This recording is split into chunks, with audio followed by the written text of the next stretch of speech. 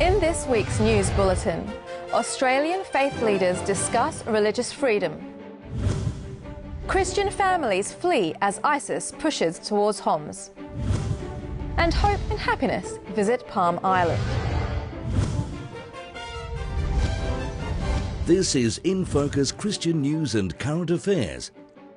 Hello, it's great to have you with us this week. I'm Ken Kingston. And I'm Sibel Kute. We'll be hearing from James Standish today on religious freedom issues, from Trafford Fisher on some of the more difficult types of grief and loss, and from someone who's involved with ministry to the deaf. Isn't that right, Ken? Yeah, absolutely.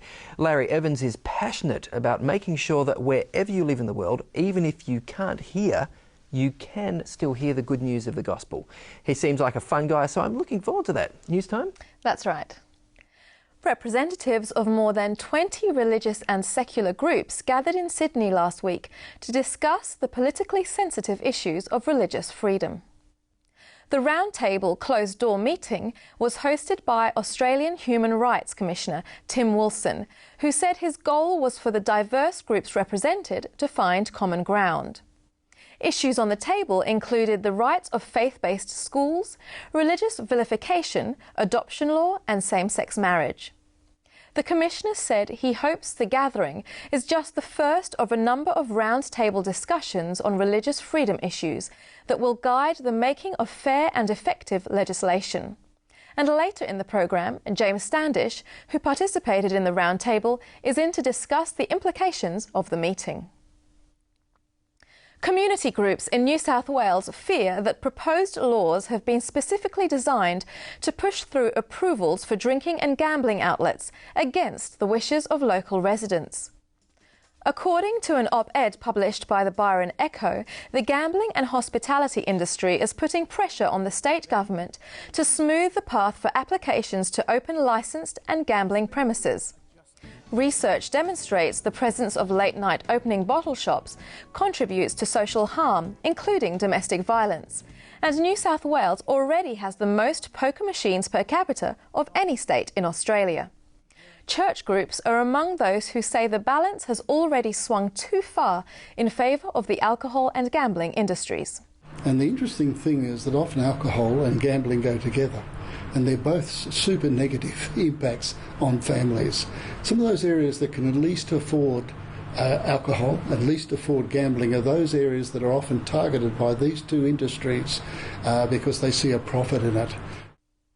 Thousands of Christians have fled the Syrian town of Saadad as Islamic State fighters continue to push towards Homs and Damascus. Aid to the Church in Need reports that about 15,000 civilians have left their homes behind in order to escape the approaching battlefront. Catholic leaders say the stakes are high for them. Saadad is the historic centre of Christianity in the Homs Archdiocese, a place where Aramaic, the language of Jesus, has been heard on the streets for thousands of years. They're doing what they can to support fleeing families with accommodation and registration with refugee agencies. Tens of thousands of Romanians have been protesting on the streets. Their anger is mainly aimed at the government, but the Romanian Orthodox Church is also a target. According to Associated Press, the protesters want an end to the generous subsidies and tax breaks enjoyed by the nation's official state church. They're also calling for a shift in national priorities away from cathedral building and towards health and education. The trigger for the protests was a nightclub fire which left 30 people dead and questions as to who will take responsibility. A new documentary directed by Walt Disney's granddaughter aims to challenge American evangelicals on the politically explosive issue of gun control. Let's pray.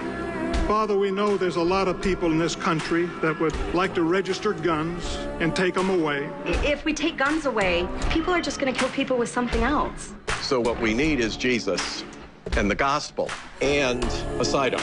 This doesn't speak to that. The film, titled Armour of Light, follows the journey of a mother of a shooting victim and an evangelical pastor who chooses to support her. When I would hear about shootings, I would pray for the people, but I never thought it would ever happen to us. We have replaced God with our guns as the protector. Predictably, opinion is divided on the documentary, with some praising its even-handed approach and others dismissing it as liberal propaganda. A study of more than 1,000 children from around the world has concluded that while growing up in a religious family is likely to give a child a stronger sense of morality, it may also lead to a lack of generosity. The research, published in the scientific journal Current Biology, compared the social attitudes of children from Christian, Muslim and non-religious families in 6 countries. The Muslim children were the most likely to identify certain behaviours as unkind and to approve of the harshest punishments. But when the children were asked if they would share a sticker with another unknown child, it was the children from non-religious families who were the most willing. Yeah, I find those stats quite interesting and surprising, to be honest, because of the young people that I've worked with and that I interact with. Is there a slide towards consumerism within Christianity? I'd like to think there isn't, but if there is, then we need to look at those issues and address them as a church. For more than a century, it's been commonplace to find a Gideon's Bible in the top drawer of a hotel room, but now things are changing. Hotel and motel chains are rethinking the practice, and some critics are asking why the holy book of one religion should have pride of place. Thanks to the internet, however, the Bible is more available than ever. And now the Faith Comes by Hearing organisation has released a Gideon Bible app for both Apple and Android smartphones.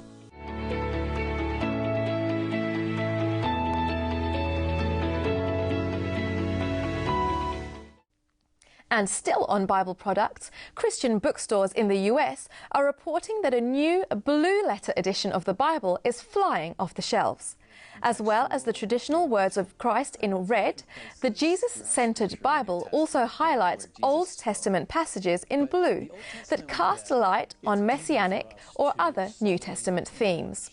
The Old Testament, we've forgotten about how a lot of these stories and a lot of these passages apply and what they mean and how they relate to the New Testament. The blue letters are going to help us see Jesus in the Old Testament. The Jesus-centered Bible uses the New Living Translation.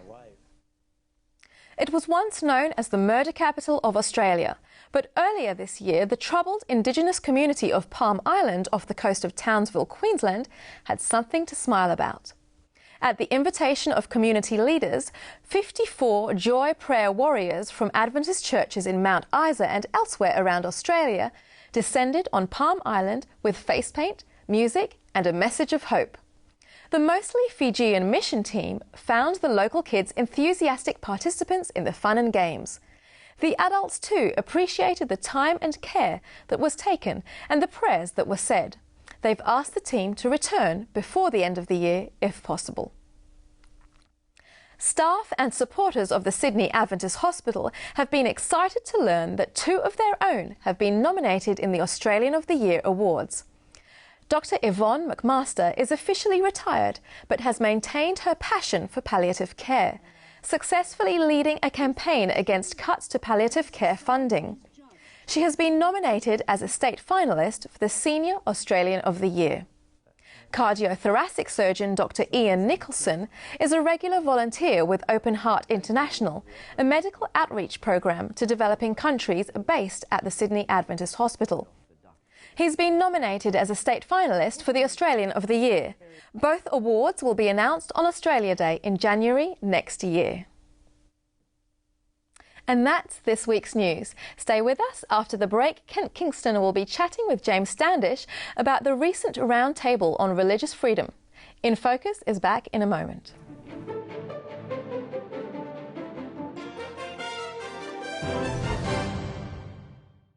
Travel back in time to ancient civilizations through this bi-monthly magazine, Archaeological Diggings. In this issue, we find out who were those lesser-known female pharaohs.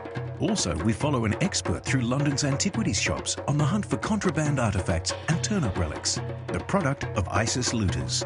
And we look at the origins of the Silk Road and visit Palmyra, its western terminus. Don't miss an issue. Subscribe online or ask for Archaeological Diggings at your local newsagent. Hi, welcome back. Well, we heard in our news bulletin earlier about the religious roundtable held here in Sydney last week. Now, at that meeting was our religious freedom and human rights guy, James Standish. Hi, James. I'm doing well, Ken. So you were there. You were the man on the ground. One of them. There were representatives from a broad range of religions, a number of Christian denominations, Hinduism, Buddhism, Judaism, Islam, and so forth. Wow, okay. Now, and secularism, incidentally. And yeah, that is interesting. So, James, with that diverse group of people in the room, what were the sort of issues that rose to the surface that were of, I guess, general concern? Right. Issues that you wouldn't be surprised by. The religious hiring rights of religious organizations, religious vilification laws, also some talk about anti-extremism measures, particularly in the Islamic community. Okay, all right. Now, you mentioned hiring rights first there. Well, can you flesh that out for us? What Sure. exactly do you mean? There's two main issues here, and that is some people believe that religious entities should not be able to use religious hiring criteria in their hiring outside of clergy. Okay. And so we had what you might call a frank exchange of views on that issue.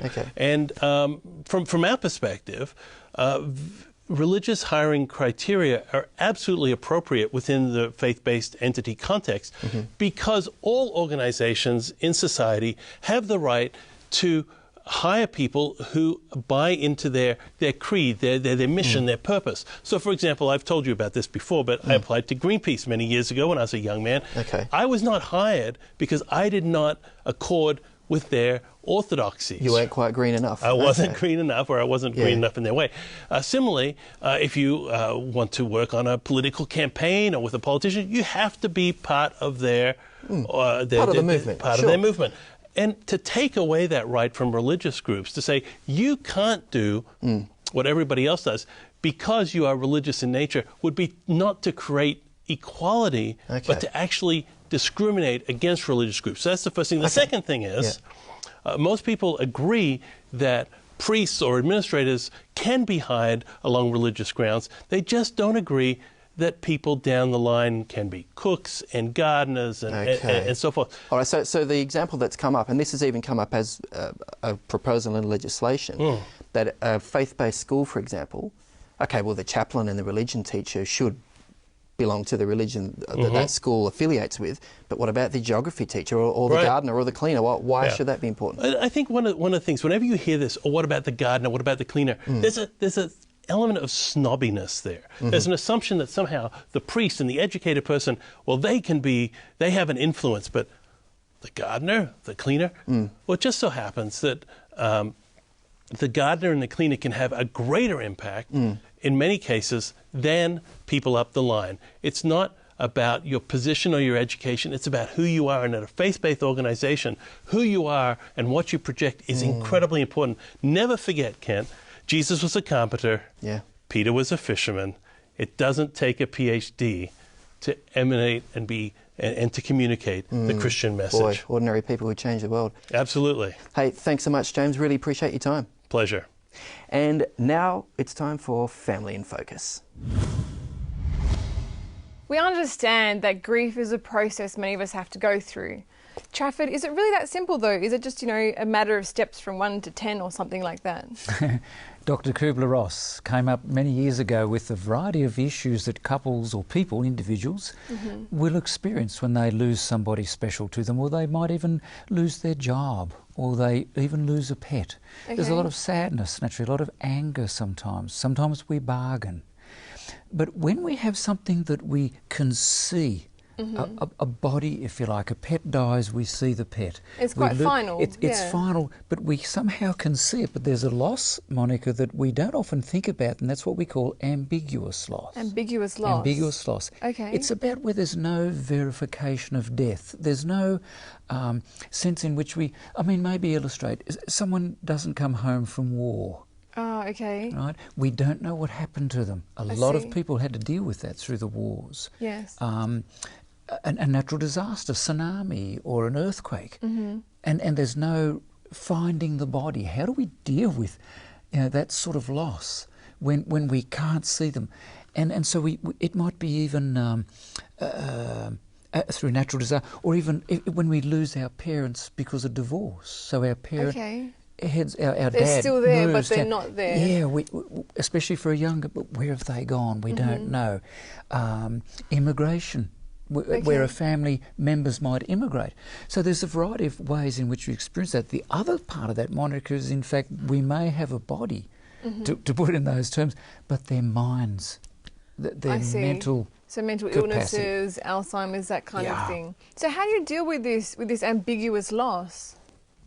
Not easy. Okay. Not easy. For example, a husband might say, am I still a husband to my wife who doesn't recognise me and hasn't for 5 years? You know, am I still a child to a parent who doesn't know who I am? That's tough. That's tough. And I think one of the things that the research suggests, it's about developing a resiliency and in some way normalising that, recognising this is my experience. I'm okay. You know, I'm hurting, but and recognising the value of the family, because usually when a family experiences that, they want to stay together. That's valuable. Maybe one of the best things we can do is get in touch with other people who've experienced something similar, and find strength in shared story. Support system. Yeah, a support group. So it's a serious issue of loss. We need to recognise it and support people through that as we can. Which you can find in a church or a community. Yeah, I think, we need to take care of them because it is a serious issue. Okay, wonderful. Thanks for your advice. Thanks for watching, and we'll see you right after the break. Signs of the Times, a magazine for a world on the brink. And this month in Signs, what Bible prophecies reveal, and it's more than telling the future, a Christian's responsibility to protect the environment. Do we possess souls that live on after we die? And protect your emotional well-being with our mental health special.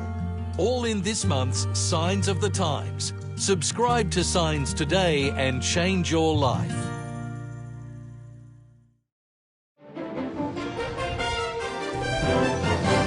Hi, welcome back.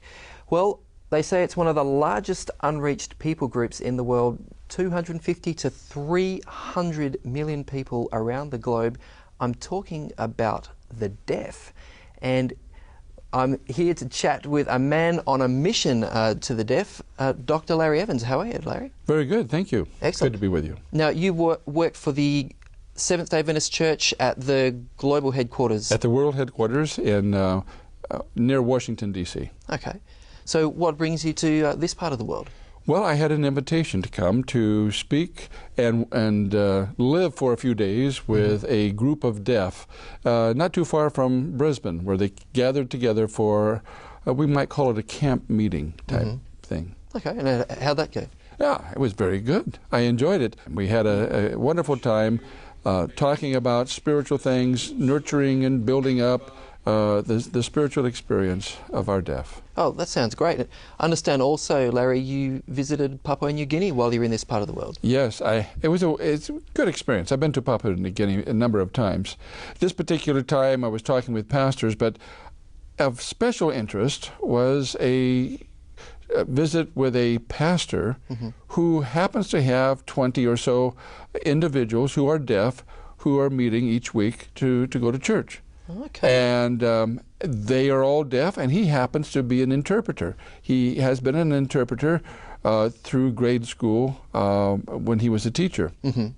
So it was very good to meet with him and some of his leaders to talk about the future of the deaf work in Papua New Guinea. Wow. Now, I imagine that in a developing country like Papua New Guinea, there must be particular challenges for connecting with deaf people. I mean, which sign language does he speak? Well, it's kind of a combination. As I asked him about that, it's Auslan Sign Language, but they have their kind of a conglomerate of Auslan and Papua Guinean. So are there particular challenges for people in developing countries? I mean, there are a lot of technologies that we use in the West that I imagine aren't available in places like PNG. It makes it more difficult.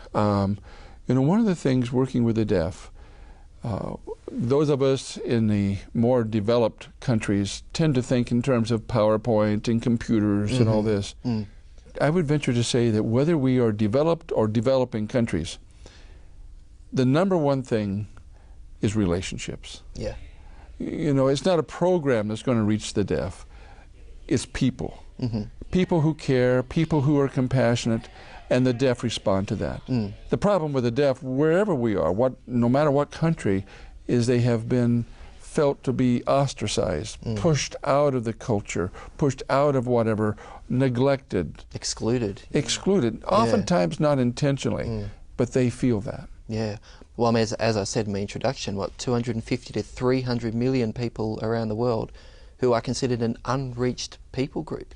Well, the reason why we call them unreached is because there's less than 2% of that number who are Christian. Wow.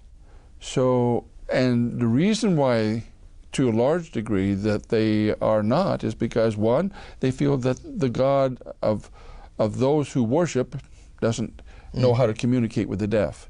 So why should I talk to that God? And another reason is many churches simply do not have an interpretation for them when they go to church on Sabbath or on a Sunday or whenever. There just is not an interpretation for them. Okay. So there's nothing there for them. So I think you've already given us a couple of hints on how a local church can reach the deaf more effectively. You mentioned relationships. You've mentioned interpreting. Can you unpack that a little bit more, man? How do I create a relationship with someone who I struggle to communicate with? Well, you do it by letting them know that you care. Another way we do it is by including them in our social activities. Now that's a little difficult because you can't communicate with them. Sure. But have them begin by coming to your home. If you have an interpreter, invite the interpreter to come with you and to meet with them. The idea, though, is to be friendly, to be kind to them. Sometimes simply taking a casserole, a little dessert, or something special that you think that they might appreciate. Most of all, notice them. Be close to them. Sit with them in church. For years, the way I got started with the deaf work was I noticed that a pastor came to pastor's meeting and he couldn't hear anything. So then I took him to my office and we typed out, at that time it was a TTY, just a little LED screen, but now we have the computers, and he would type and I would type, and I would brief him on the things that were happening that would be of interest to him. Okay, so even if you don't know sign language, you could, for example, have a laptop there and be typing notes that you're hearing from the sermon and pointing to the verses in the Bible. And absolutely. Wow. Can you give me an example of sort of, I guess, a best practice sort of, church that a congregation that you've seen that does this really well? Have you seen that anywhere around the world? Sure. And there are some really strong examples in South America. I can think of some in North America, but scattered around there are a few that really do it well. They have an interpretation, for example, but the interpretation, and we say interpretation rather than translation, interpretation, the deaf need to set up front. And the reason why the deaf need to set up in front, say in a church, and off to a side even, that would be fine, because they can easily be distracted by people running back and forth or doing different things, because their eye has to be focused on the speaker or whoever is signing for them. So that's, to me, that is one of the things. And they also have a song leader who is signing that song. And the deaf is quite amazing. They are geared towards rhythm more than the rest of us. Yes. So this is something for our audience perhaps who's not too keen on, contemporary worship music. It's actually something with a bit of heavy bass and a rhythmic thing is actually going to work better for a deaf audience. Is that right? It doesn't have to be really lively music, but if there is a solid beat to it, that's easier. And it's very interesting, if you've never seen it, you can have a deaf quartet, for example. Wow. And the deaf quartet will often kind of dance to the music as they begin to do their sign language. Wow, that's incredible. It's a culture. See, we must not think of deafness as a disability. It is a culture.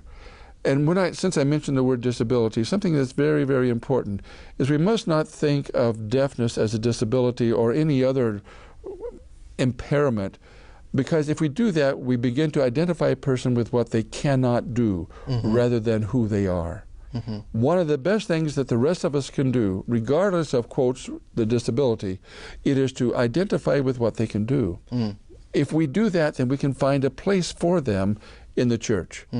So look for the strengths, not the weaknesses. Yeah, goes for anyone, I guess. It goes for anyone, yeah. but it's really true for the deaf too. Now you had a Bible text you wanted to share with us here, Larry. You know, people ask, why is it that I have such a passion for this? Well, I don't know. I didn't put the passion in my heart for this, but there is a Bible passage that drives me. It's found in Proverbs 31, verses 8 and 9. Here's what it says. Speak up for those who cannot speak, who cannot speak for themselves, for the rights of all who are destitute. Speak up for those people. And then verse 9 says, speak up and judge fairly. Defend the rights of the poor and the needy. And that's what I do in my new job. Boy, it's incredible, because you read that text and you hear it a whole new way in a whole new context. Right. Hey, thanks so much, Larry. I really appreciate your time. If our viewers want to find out more about Adventist Deaf Ministries International, you've got a website, have you? Absolutely, we have a website, but we also have a new deaf channel that is coming. Oh, great. This new deaf channel will have subtitling, we'll have it in 5 languages. Video on demand, that's the idea, isn't it? It'll be video on demand, so they can watch these programs in 4 different categories. Those categories are children, nature, Bible study, and health. Okay. Geared for the deaf. 200 programs waiting to be watched. Awesome. Love it. There's a deaf channel, AdventistDeaf.org. Well, there you go. There's a couple of websites for you to check out. Thanks so much for your time, Larry. I really appreciate it. It's inspirational to hear, what God's doing with the deaf community around the world. God is active. We need to join Him. Great. We'll see you straight after the break. Travel back in time to ancient civilizations through this bi-monthly magazine, Archaeological Diggings. Don't miss an issue. Subscribe online or ask for Archaeological Diggings at your local newsagent. Planning your future can be a daunting task. What you want to do, who you want to be, and the road ahead can often be unpredictable. No one really knows what the future holds. That's just part of what makes it all so amazing. And that's why a great education matters. Because it doesn't just help you get a great job. It helps you prepare for what life can throw at you and live a great life. Avondale. It's education designed for life.